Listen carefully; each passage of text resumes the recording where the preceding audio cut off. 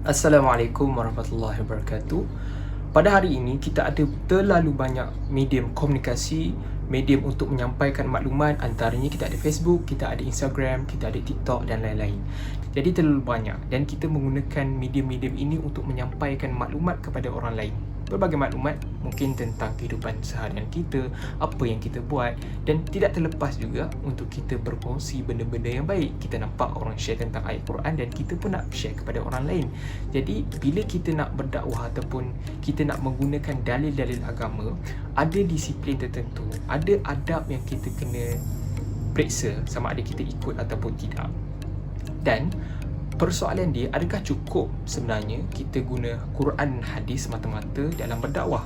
Jadi untuk menjawab soalan tu, jom kita review buku ni bersama saya, Hafiz Wan Zain. Jangan lupa untuk like, share, komen di bawah dan juga yang paling penting sekali, jangan lupa untuk subscribe. Okey, jom kita review buku ni.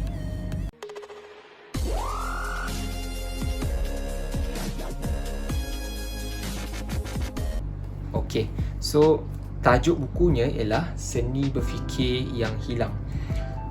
Sebenarnya tak ada siapa pun yang promote dekat saya buku ni. Saya just jalan-jalan di kedai dan saya nampak buku ni, saya pun belilah. Cuma sebelum beli tu, saya baca description dekat belakang. Saya tak boleh buka ke dalam sebab dia dibalut. So saya hanya bergantung kepada description yang ditulis di belakang. Jadi apa yang saya boleh katakan,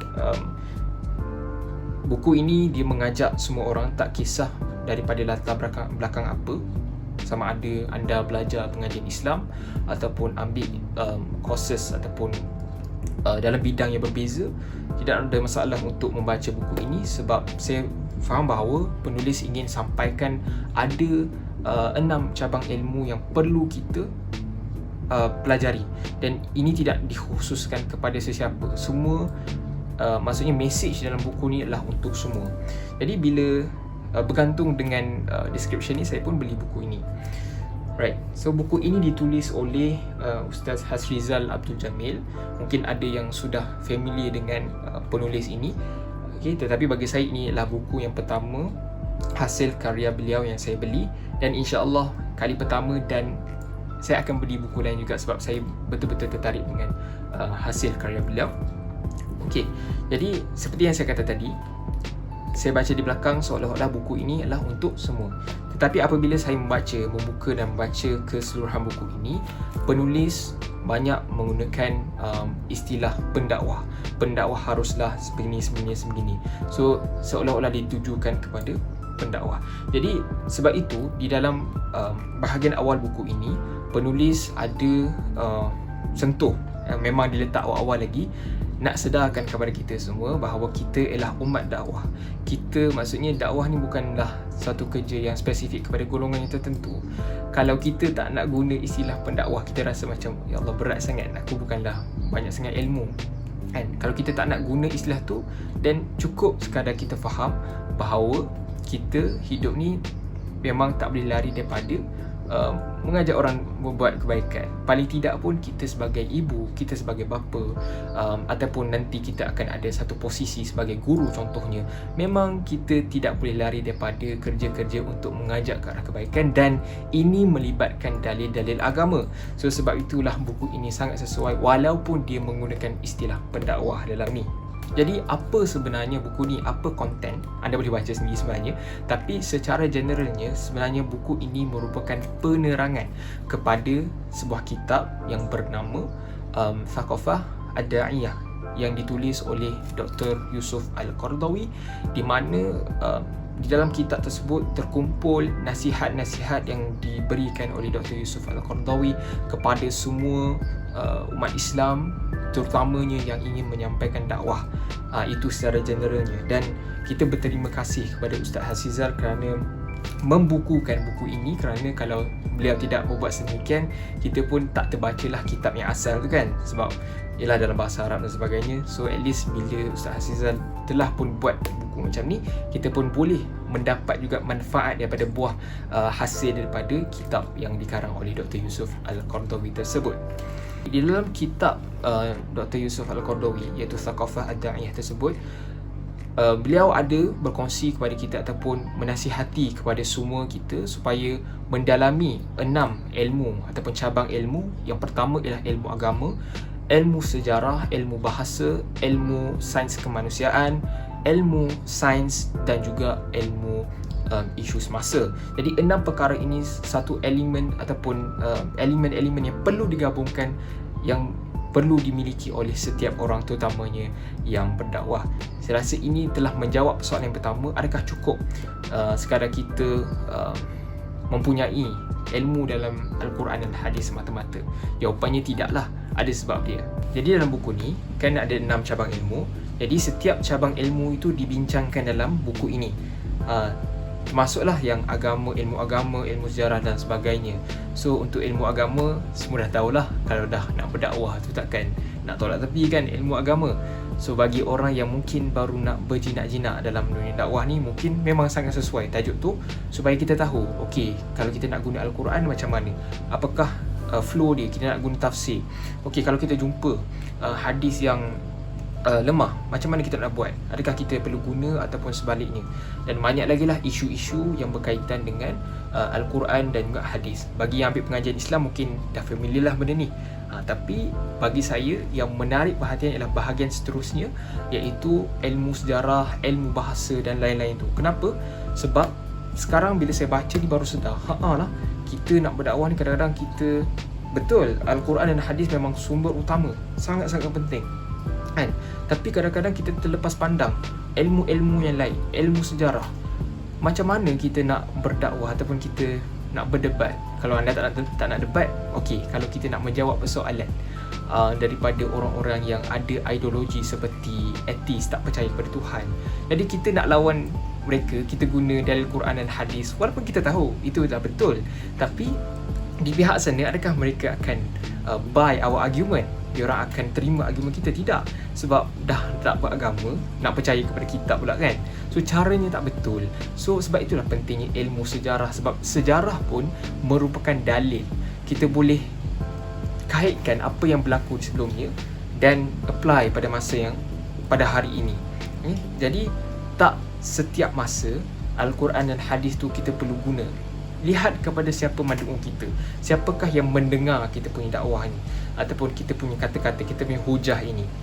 Jadi sejarah, sebab itulah kena tahu juga sejarah, supaya ada masa kita boleh menggunakan sejarah sebagai kita punya hujah.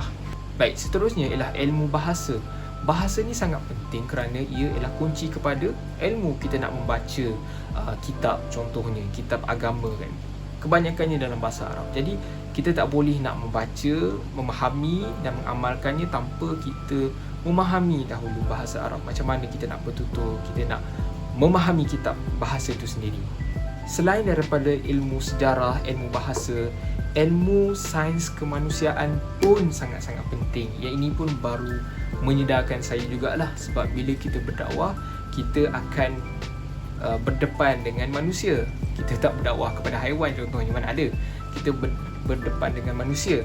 So kita kena faham macam mana manusia berfikir. Kalau orang yang kita berdakwah itu ialah seorang lelaki macam mana, perempuan macam mana, fikiran berbeza, cara berfikir berbeza. Orang dewasa macam mana, orang kanak-kanak, yang kanak-kanak macam mana, semuanya berbeza. Metod dakwah yang berbeza. So itu penting untuk kita tahu juga dari ilmu psikologi. Seterusnya ialah ilmu sosiologi. Kita kena faham masyarakat tu macam mana. Kita nak berdakwah kepada orang di Malaysia, mungkin kita pergi overseas, kita pergi tempat lain, cara berdakwah berbeza sebab kehidupan harian orang berbeza. Itu kepentingan ilmu sosiologi. Seterusnya ialah ilmu sains. Ilmu sains ni mungkin ada yang boleh relate lah dengan dakwah kan, sebab kebanyakan tanda-tanda kebesaran Allah itu sendiri ialah melalui ilmu sains. Yap, betul.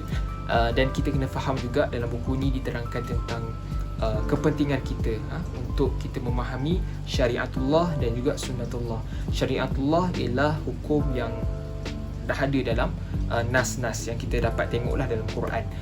Tapi sunnatullah ialah hukum yang kita tak jumpa dalam Quran tapi kita nampak pada alam itu sendiri. Contohnya kalau kita tanam pokok buah, tapi kita tak jaga betul-betul dan memang dia akan rosak walaupun kita berdoa kepada Allah supaya Allah suburkan tanaman kita. Tapi kalau kita tak jaga elok, memang hukum alam kata tanaman tu akan rosak sebab kita tak jaga. Dan yang terakhir ialah ilmu tentang isu semasa. Sebagai seorang pendakwah, kita kena berada ataupun berpijak di bumi yang nyata. Ya, jangan kita terlalu keterbelakangan sangat. Mesti cara penyampaian kita itu ada orang kata masuklah dengan isu-isu semasa sekarang ni. Jadi berdasarkan kepada 6 cabang ilmu tersebut, kita faham bahawa tidak cukup dengan sekadar mempunyai ilmu dalam Quran dan hadis. Memang betul, memang Quran dan hadis adalah sumber utama, tapi kita kena tahu juga yang dakwah ini mestilah efektif. So untuk menjadikan dakwah kita efektif, dakwah kita berkesan, kita mesti ada ilmu-ilmu yang lain juga seperti yang dikongsikan oleh penulis dalam buku ini, seperti yang telah dinyatakan tadi, ilmu sejarah, ilmu psikologi dan sebagainya. Ini semualah untuk memantapkan dakwah kita, memastikan dakwah Al-Quran, hadis yang kita nak sampaikan tu sampai kepada manusia kita. Sebab itulah buku ini menjawab persoalan di awal tadi. Maksudnya nak berdakwah jangan semata-mata ada ilmu Quran hadis sahaja, tapi perlu terokai ilmu-ilmu yang lain supaya kita boleh menyampaikan dakwah dengan lebih baik. Jadi komen saya berkenaan dengan buku ini, saya boleh katakan bahawa buku ini memang senang untuk dibaca sebab ayat-ayat yang digunakan tidak terlalu tinggi, walaupun ada istilah-istilah Arab ataupun istilah agama yang digunakan dalam buku ini. Tetapi yang menariknya, yang saya ingin puji ialah penulis memang tak terlepas daripada nak memberikan contoh. Saya boleh katakan hampir setiap benda yang dibincangkan dalam benda ni, dia ataupun beliau penulis menyediakan contoh untuk kita lebih faham dan relate dengan apa yang ada di sekitar kita. So maksudnya tak kisahlah kalau anda ada latar belakang agama ataupun tidak, tapi bila kita baca buku ni kita dapat relate sebab penulis bantu kita untuk memahami apa yang ingin disampaikan.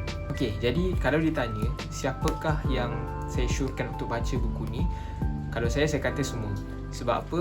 Sebab segala pembincangan dalam buku ini memang sebagai persediaan kita untuk masa yang akan datang. Sebab kita sekarang ni ada banyak ancaman ideologi yang lain daripada musuh-musuh Islam, dan juga orang-orang yang bukan Islam melihat kita sebagai hasil yang produk daripada Islam itu sendiri. So secara tidak langsung, walaupun kita tidak menamakan diri kita sebagai pendakwah, orang bukan Islam melihat kita sebagai orang Islam yang promotekan Islam. Apa yang kita buat itulah Islam pada pandangan mereka. So sebab itulah buku ini sangat penting sebagai persediaan kita, ilmu apa yang kita perlu ada. Sebab tu saya bersetuju dengan penulis ni, bukan ataupun jangan kita tidak sedarkan diri kita sebagai seorang pendakwah. Walaupun saya tahu mungkin istilah pendakwah tu sendiri agak berat, tapi tak nak fikir pasal istilah tu pun tak apa. Anggap diri kita sebagai duta kepada Islam. Kita nak tunjukkan Islam macam mana, jadi kena ada cara yang betul. So syorkanlah baca buku ni semua. Jadi jangan lupa untuk like, share dan komen di bawah, serta subscribe channel saya kalau belum. InsyaAllah pada masa yang akan datang saya akan review buku yang lain, dan kalau ada kesempatan saya akan cuba untuk mengupas apa yang telah dibincangkan di dalam buku yang saya telah review, terutamanya buku tadilah, iaitu buku Seni Berfikir Yang Hilang. Sebab terlalu banyak sangat yang saya rasa boleh bercakap sebenarnya, tapi ini sahajalah untuk review kali ini. Terima kasih.